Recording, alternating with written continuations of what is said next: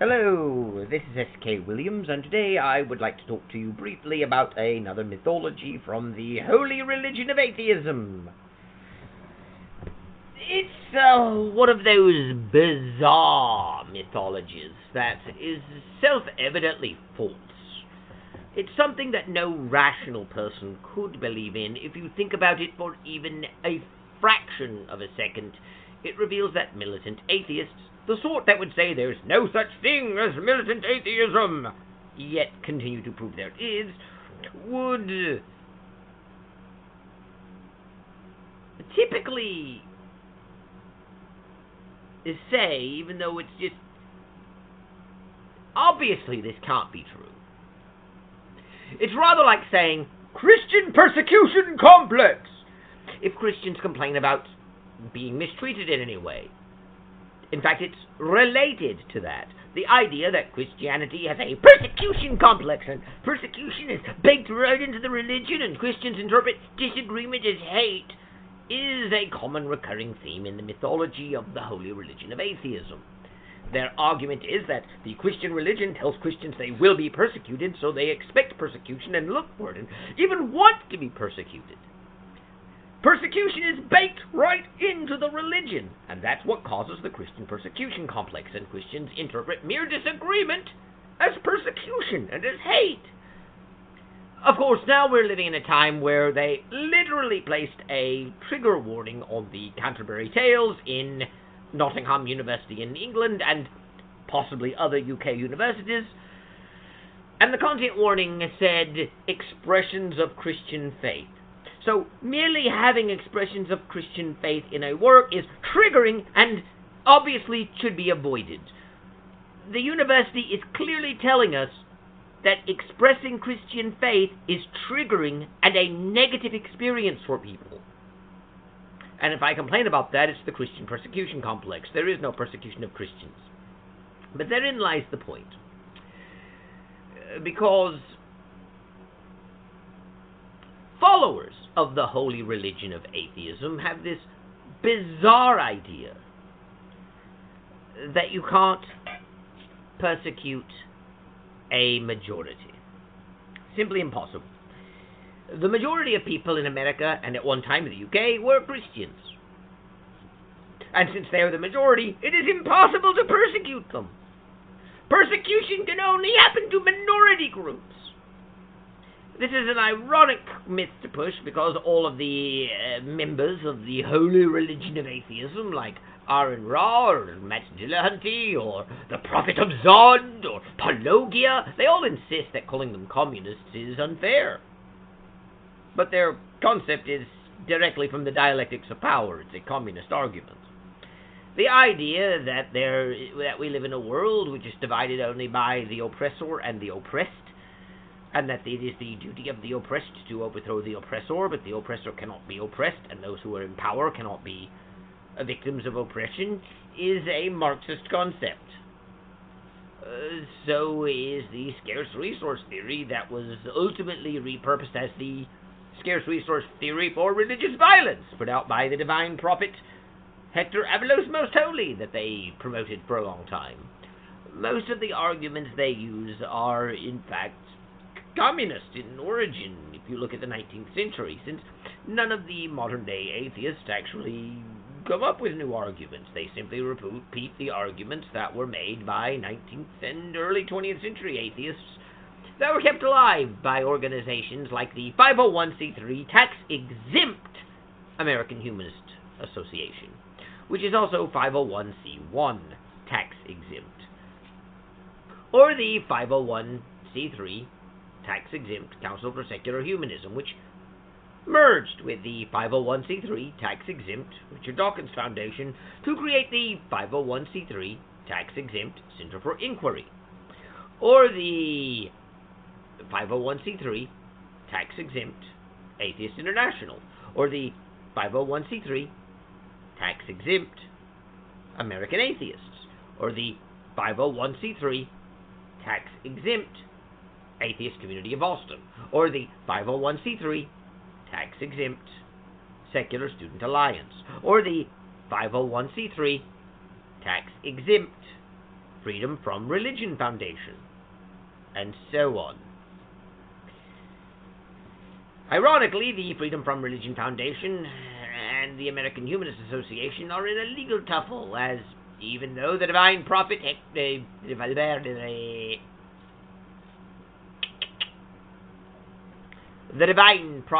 Christopher Hitchens, most holy, whose words are always true, for he is the divine prophet Christopher Hitchens, most holy. Hallowed be the name of Christopher Hitchens. Informed us that religion causes situations to be worse, because when you're dealing with religious people, every issue is intractable because they believe their position is backed by God and refuse to listen to others.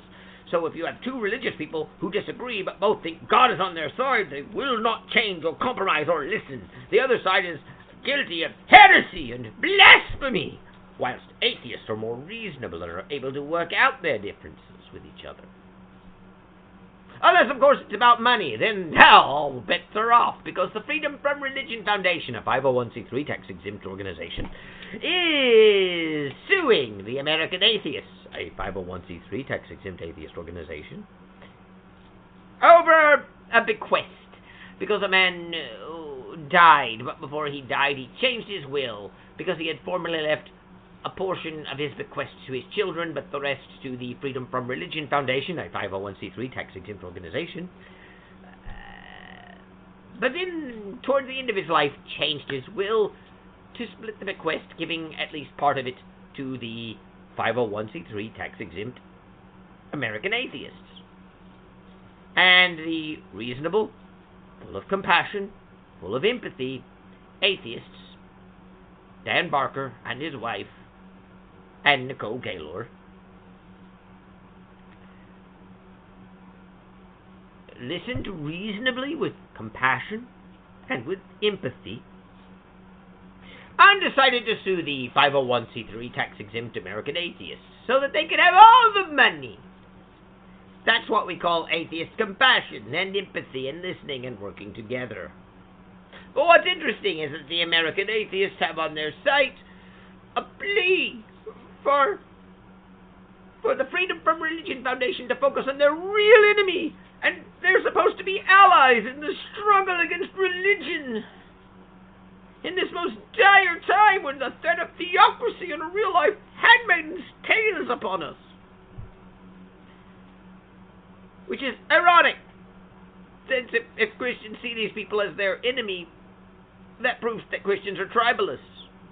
Christians think anyone outside of their tribe is pure evil, and that's the problem of religion, especially the Christian religion.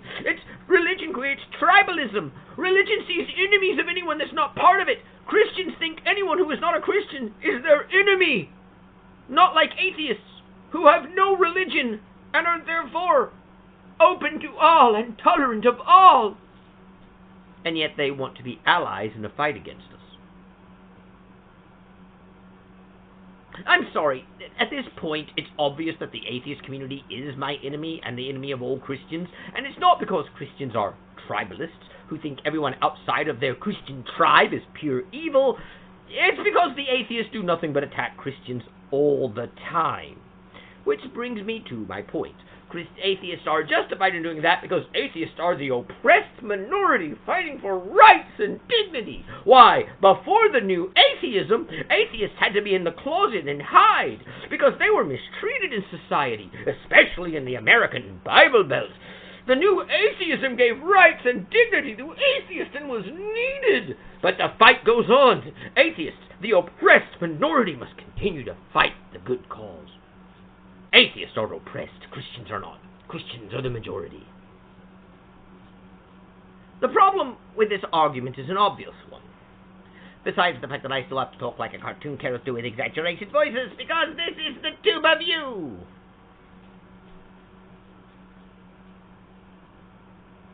But the idea is a very simple one. They argue that because the majority of people are Christian, it's impossible to persecute them, because persecution and oppression can only happen to minorities.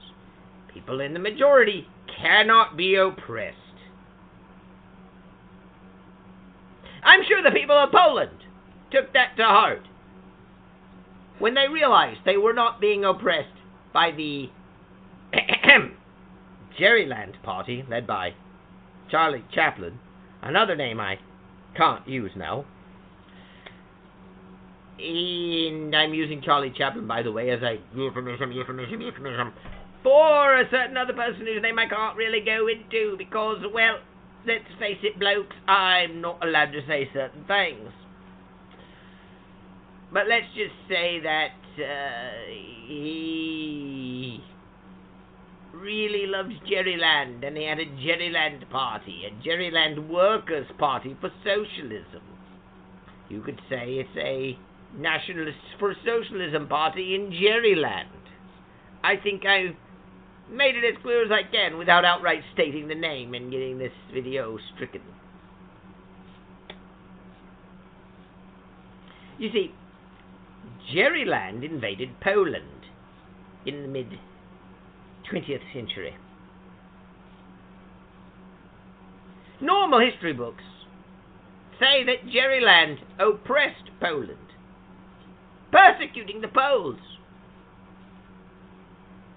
which means either there were more Jerryland soldiers in Poland than there were Polish people, or the history books were lying to us. After all, it is impossible to persecute a majority. In reality, it's actually very easy to persecute a majority, especially when you're operating a subversion tactic. Then again, in reality, atheists were not being mistreated before the new atheism. The idea that before the new atheism, atheists had no rights and had to live in the closet for fear of their lives, especially in the Bible Belt, is just a lie. Just like it's ridiculous for atheists to tell me that when I say that they follow a form of religion, to think I'm saying atheism is a religion, even though I told them that's not my position, and then do their mic drop moment. If atheism is a religion, does that mean atheism can get tax breaks like religion? Mic drop! Ooh! Religion doesn't pay taxes, where atheists do. Ooh, yeah! Of course, we live in a real world where atheist organizations are 501c3 tax-exempt organizations. Pick the mic up off the floor. In reality, atheist organizations are massively hypocritical. They keep going on about how churches and other Christian groups break the law. They break the law by violating the Johnson Amendment. They're breaking the law. And of course, atheists care so much about the law. And they say that because these organizations get involved in political advocacy, which is a violation of the Johnson Amendment. Man, you can't get involved in politics. And yet, the atheist organizations, all of which are 501c3, tax-exempt organizations, also get involved in politics. Go to American Atheist page right now, and other than whining about getting sued by the 501c3 tax-exempt Freedom from Religion Foundation, most of their articles certainly are about politics, making sure Daniel Trumpet doesn't get reelected, making certain that Daniel Trumpet's Project 2025 isn't implemented, telling us all about the real-life Handmaid's Tale that's coming, and so on. They want to change legislation regarding women's reproductive rights and freedoms, same-sex marriage, transgender rights and legislation involving education and how it should run, and so on. The same is true of the 501c3 tax-exempt Freedom from Religion Foundation. Go to their site, they get involved in political advocacy all the time on basically the same issues.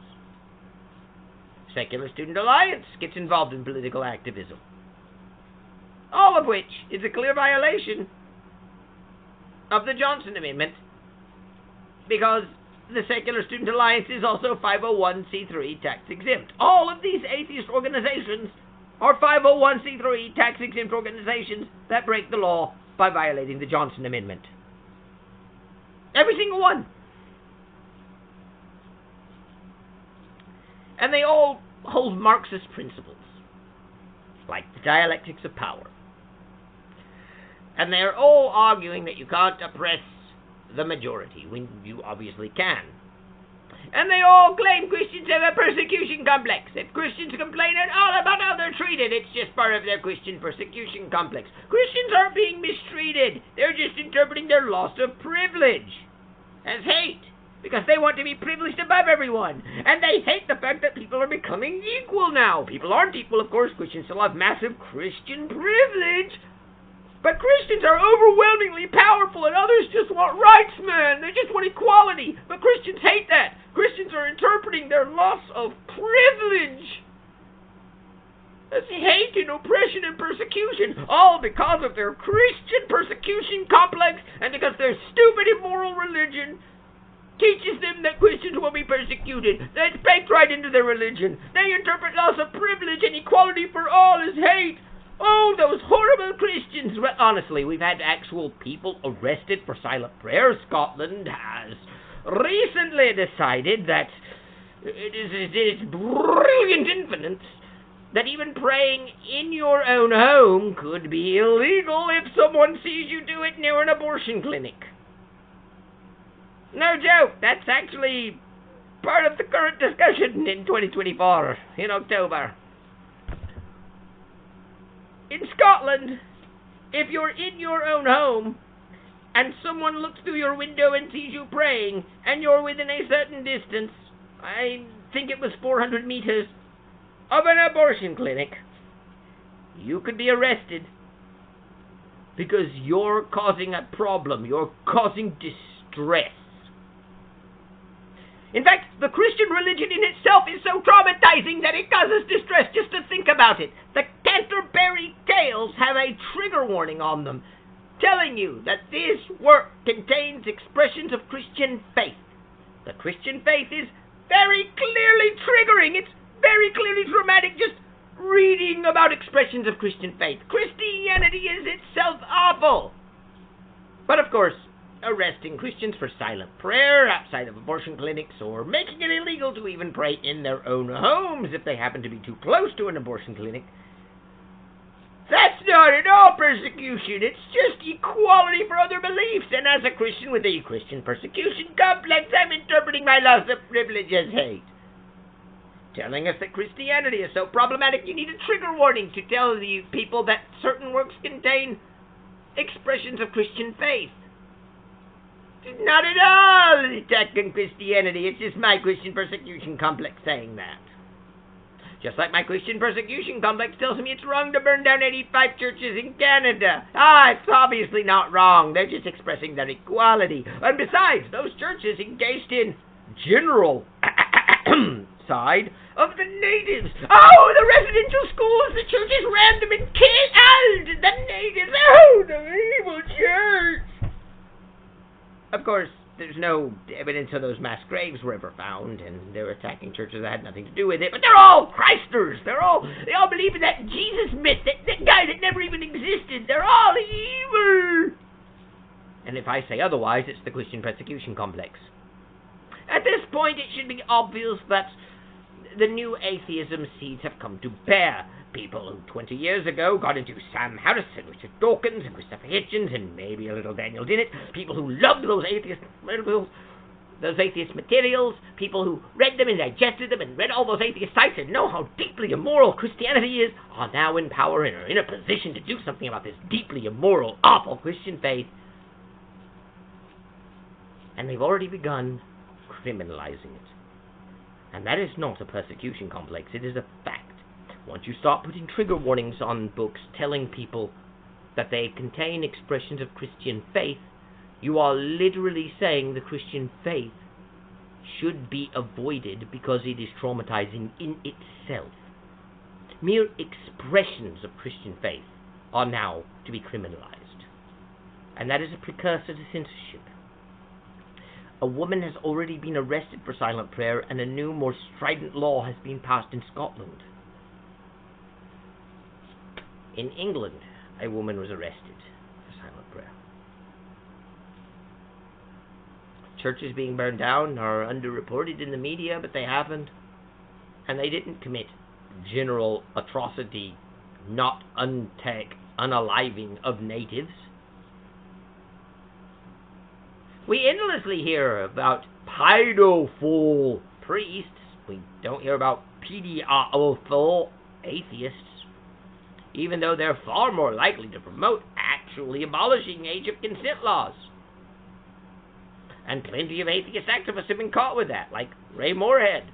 And for those who would say, it's not about that, it's about the cover-up. Well, the 501c3 tax-exempt Secular Student Alliance, the 501c3 tax-exempt Recovering from Religion, and the 501c3 tax-exempt American Atheists all covered up Ray Moorhead's predilection for the young, and even tried to destroy his common-law wife in order to save him and his reputation. It's not about the cover-up. It's just a club to be Christians with, just like the Johnson Amendment is. Atheists don't care about the Johnson Amendment or the law or the First Amendment. They don't care about the pedophilia issue. And the more power they get, the more like the Union of Soviet Socialist Republics we will be. We have to be. You see.